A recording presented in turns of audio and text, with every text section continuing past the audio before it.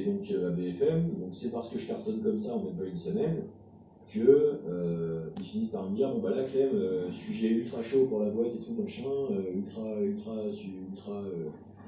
sensible et tout bordel, c'est toi qu'on prend. Donc on peut pas te dire ce que c'est, rendez-vous à 4h à la boîte. Ouais, 4h du mat à la boîte, donc à porte de Versailles. Et c'est toi qui poseras les lumières d'interview, donc ça c'est pour le matos que j'ai préparé, machin. Ouais. Et donc on part là-bas, avec un cadreur que je connaissais pas, et Roudel Krief.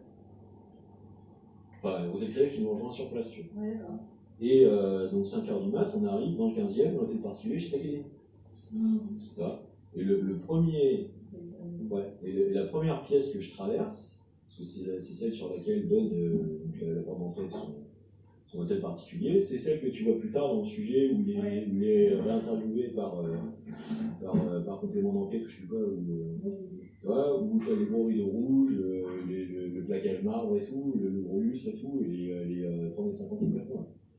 Et il lui dit à genoux, tu vois, il finit par péter poète.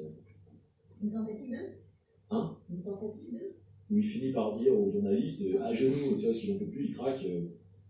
C'est cette interview-là. Mais nous, à la base, donc c'est la toute première interview que donnera Takedi pour BFM TV.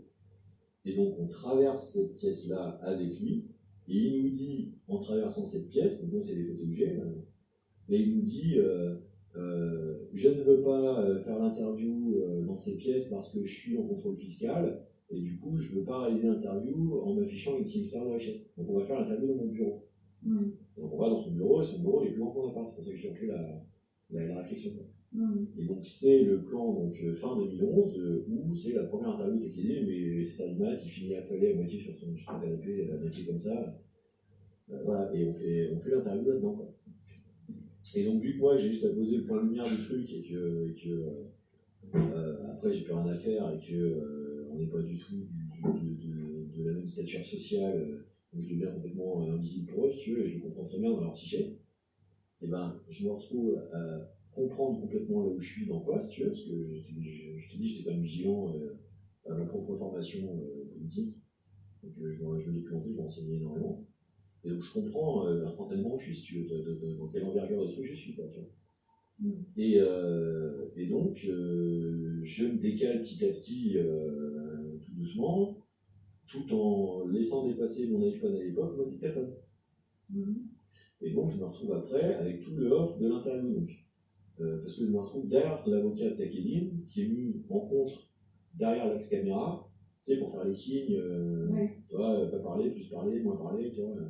Comme t'as sur les plateaux, tu sais, avec les gens qu'on met dans le champ contre champ, derrière dans le public, tu vois, qui commencent à se mettre la main sur le menton à un moment, ou sur l'oreille, ou sur le nez, tu vois, et qui sont les retours visuels, en fait, des axes des gens sur le plateau, qui ont une équipe qui est dans le public, qui leur dit développe plus, machin, tu vois, qui leur donne le retour en temps réel sur leur propre rôle public.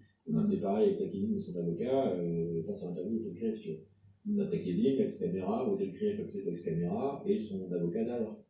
Et moi, je suis derrière l'avocat. Donc, si tu veux, je suis subliminal dans le champ de Takedi. Par contre, je suis plein axe, moi, dans l'axe sonore, pour récupérer les propos. Parce que Takedi, j'ai l'onde d'avant, et Hotel Krief, j'ai l'onde d'arrière. Donc, j'ai tout le monde. Et donc, pendant l'interview, donc c'est Takedi qui se défend, qui n'est pas du tout coupable de ce dont on lui reproche avec le contrôle fiscal, et dès que le off sort, c'est Takedi qui dit mais ce qui se passe, Madame El Krief, c'est que je suis en place depuis De Gaulle pour les interfaces des contrats sensibles entre la France et le Moyen-Orient, parce que je connais bien la mentalité des Saoudiens.